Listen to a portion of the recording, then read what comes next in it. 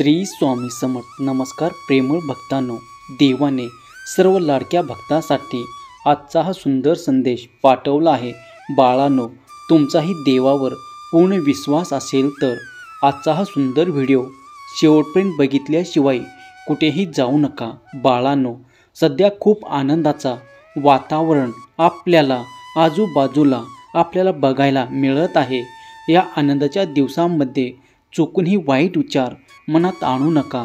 सभोवतालील जर आनंदाचे वातावरण असेल तर आपल्याही मन सकारात्मक असायला हवा। कुटुंबासोबत आपण थोडासा वेळ घालवायला हवा। त्यांच्या मनात काय चाललं आहे हे जाणून घ्यायला हवं। जोपर्यंत आपलं आणि आपल्या सर्व कुटुंबातील सदस्याचे मन प्रेमळ होत नाही, निर्मळ आनंदी होत नाही, तोपर्यंत आपल्या घरात देवाचा प्रवेश होणार नाही। म्हणून आपल्यासोबतच आपल्या सर्व कुटुंबाचे हृदय देखील देवाकडे आकर्षित व्हायला हवं। सभोवतालाच आनंद बघून आपलेही मन आनंदितच व्हायला हवं।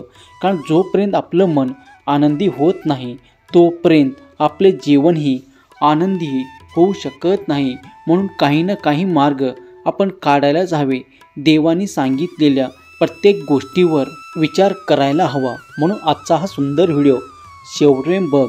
विश्वास असल्यास कमेंट बॉक्समध्ये जय जय स्वामी समर्थ टाईप करा। बाळांनो, सभोवतालचा वातावरण बघून आपल्या मनात जर काही शंका उपस्थित होत असतील तर घाबरू नका। तुमचेही चांगले दिवस येणार आहे। तुमच्याही सर्व दुःखापासून आता निवारण होणार आहे। तुम्ही पाहिलेले प्रत्येक स्वप्न सत्यात उतरणार आहे। फक्त देवावर विश्वास ठेवा। देवाने पाठवलेला संदेश अजिबातही चुकवू नका। विश्वास असल्यास कमेंट बॉक्समध्ये गॉड इज ग्रेट टाईप करा। बाळांनो, माणूस हा त्याच्या कर्माने मोठा होत असतो। माणूस जर विश्वास ठेवणार असेल तर त्यावर सर्वजण विश्वास ठेवतात, परंतु माणूस जर विश्वासघातकी असेल तर त्यावर चुकूनही कुणी विश्वास ठेवत नाही। म्हणून आपणही कुणाच्या जाळ्यात अडकू नका।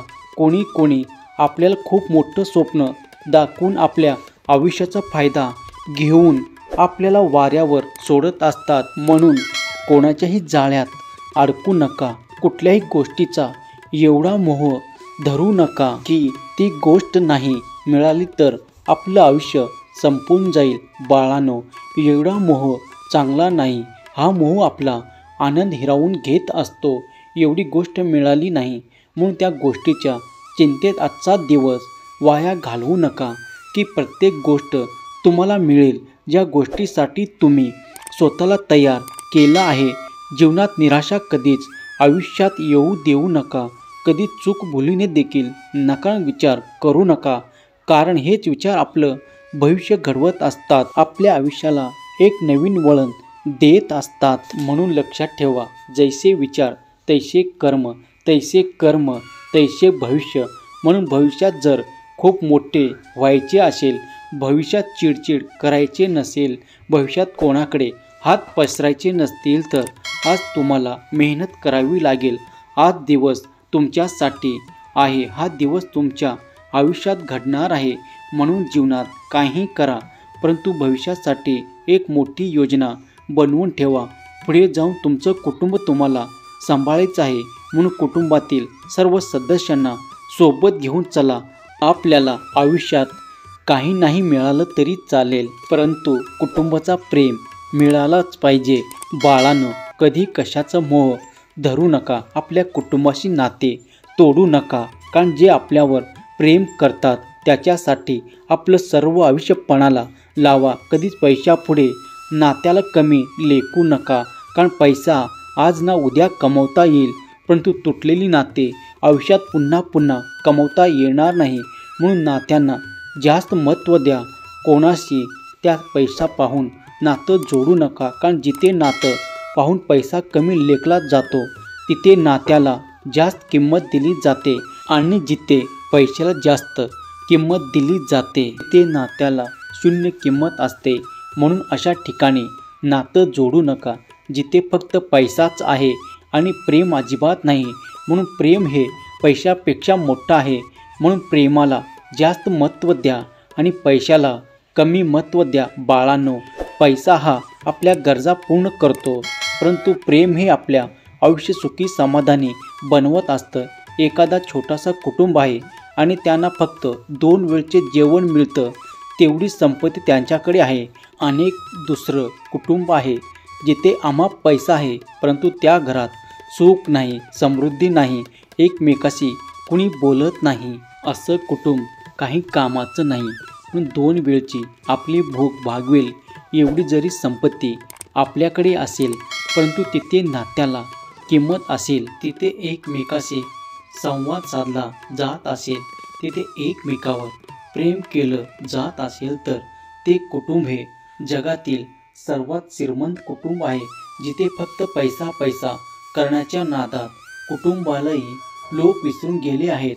पैशाच्या नादामध्ये प्रेम करणारी सर्व माणसे ज्यांनी गमावली आहेत, अशा लोकांचं आयुष्य कधीच जीवनात सुख समाधानी होऊ शकत नाही. म्हणून जीवनात काही महत्त्वाचं असेल तर सुख समाधानी जीवन आणि आनंद महत्त्वाचा आहे.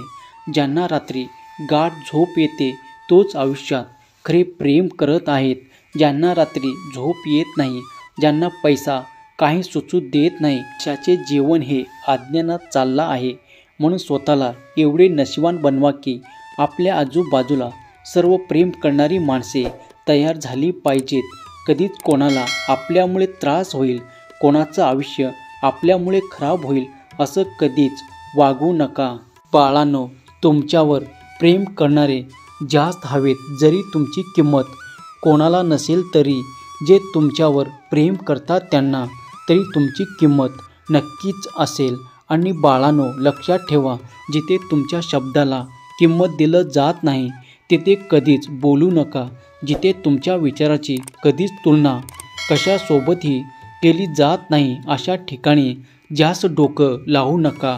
बाळांनो, येथे तुमच्या विचारावर कवडीची किंमत मिळत नाही, अशा ठिकाणी जाऊच नका. जिथे तुमचा सतत अपमान केला जातो अशा ठिकाणी पाऊलच ठेवू नका. हे सत्य आहे आणि हे भविष्यात सत्यात उतरणार आहे.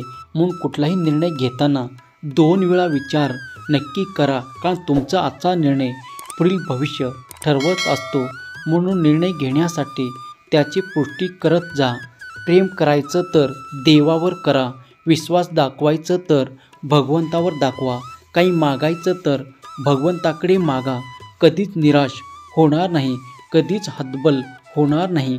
बाळांनो, आजचा हा सुंदर संदेश देवाने तुमच्यासाठी खूप महत्त्वाने, खूप जबाबदारीने पाठवलं आहे.